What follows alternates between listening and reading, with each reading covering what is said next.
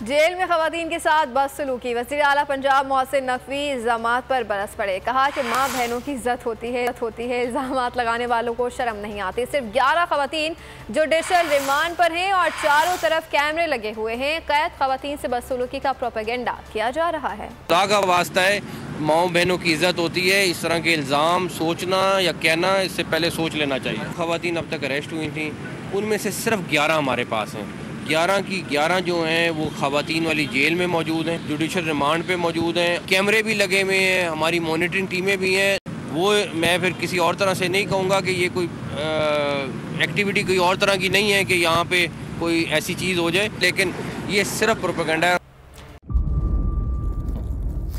इंतज़ार था ना, चलो इस बार वो करते हैं जो इससे पहले किया ही नहीं। किस्मत की आंखों में आंखें डाल के जीतना होगा।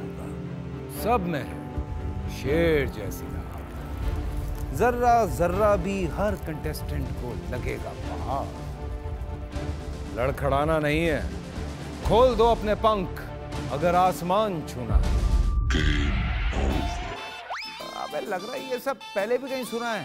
एंटरटेनमेंट की गारंटी जनाब, क्योंकि यहाँ खेलोगे कूदोगे तो बनोगे नवाब। खुश रहो पाकिस्तान। खुश रहो पाकिस्तान, बुध और जुमेरात शाम 7 बजे सिर्फ बोल एंटरटेनमेंट पर। सब्सक्राइब करें और बेल दबाएं ताकि कोई खबर रह न जाए।